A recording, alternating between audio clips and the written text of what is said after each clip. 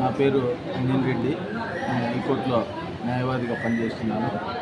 ఇప్పుడు హైకోర్టుకు సెలవులు కావడంతో నేను మా సొంత గ్రామమైన ధర్మవరం పికేపల్లికి రావడం జరిగింది. 2 రోజుల క్రితం నేను హైదరాబాద్కి వెళ్ళి నిన్న ధర్మవరం రావడం జరిగింది. ఈ క్రమంలో మా అన్నకు హాస్పిటల్లో కొంచెం పని ఉండడంతో ఆయనకి సహాయంగా నేను నిన్న ధర్మవరం ప్రభుత్వ హాస్పిటల్కి వెళ్ళాను. అక్కడ ఒక కాంట్రాక్ట్ వర్క్కు సంబంధించిన విషయంలో నేను హాస్పిటల్ సూపరింటెండెంట్ డాక్టర్ నాయక్ గారు వర్క్కు సంబంధించి చూడండి సార్, మీరు సరిగ్గా చేయలేదని చెప్తే చూస్తున్న క్రమంలో ధర్మవరం మంత్రి గారి కార్యాలయానికి ఇన్ఛార్జ్గా ఉన్న హరీష్ గారు, ఆయనతో పాటు ప్రవీణ్ యాదవ్, మిగతా వ్యక్తులు కూడా అక్కడ ఆ టైంలో నేను చూస్తున్న టైంలో రావడం జరిగింది.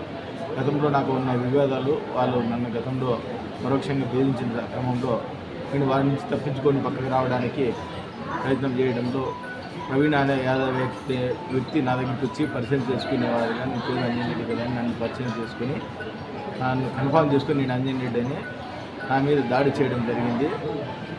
నేను గతంలో వాళ్ళకి ఎలక్షన్లో సపోర్ట్ చేయలేదని, అదేవిధంగా వాళ్ళు చేస్తున్న పనులను కొంచెం ఎండగడుతున్నాననే ఉద్దేశంతో ఈరోజు దాడి చేయడం జరిగింది.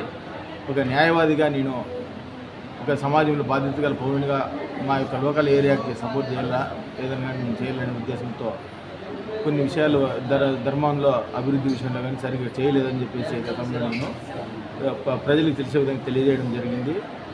దీన్ని దృష్టిలో పెట్టుకుని మాకు చెడ్డ పేరు వస్తుందనే ఉద్దేశంతో వాళ్ళు నన్ను దాడి చేయడం జరిగింది. ఒక హైకోర్టు అడ్వకేట్ అనే వ్యక్తి మీదనే దాడి చేశారంటే ధర్మవరంలో సాధారణ ప్రజల మీద కూడా దాడి చేస్తాను. గతంలో ఎంపీడీ ఆఫీసులో కూడా హత్యలు జరిగాయి.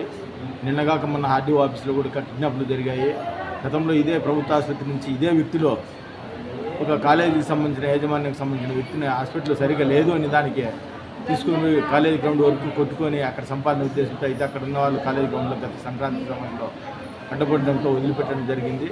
ఇట్లా ఒక వైద్య ఆరోగ్య శాఖ మంత్రిగా ఉన్న వ్యక్తి ధర్మవరం నియోజకవర్గంలో ఆయన సొంత నియోజకవర్గంగా ఉన్న నియోజకవర్గంలో హాస్పిటల్ని ఒక రౌడీలకి, గుండాలకి, డకాయిడ్లకి అడ్డాలుగా మార్చి హాస్పిటల్ నుంచినే ఒక దాడులు చేసే పరిస్థితి ఉంది.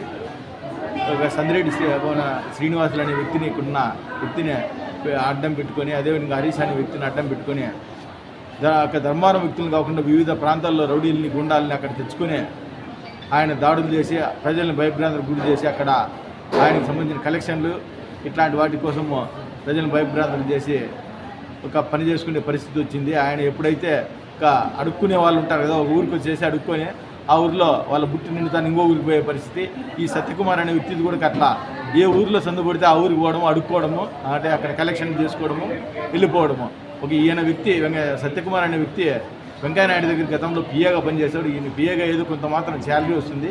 అట్లాంటి వ్యక్తి కొన్ని వేల వందల కోట్లు ఈరోజు సంపాదించిన పరిస్థితి ఉంది. ఆయన ఎలక్షన్ అఫిడవిట్లో కూడా నాకు భార్య లేదు అని అఫిడవిట్ ఇచ్చాడు. అయితే మనము గత 2 సంవత్సరాల నుంచి మనం మీడియా ముఖంగా మనం అందరం చూస్తున్నాము.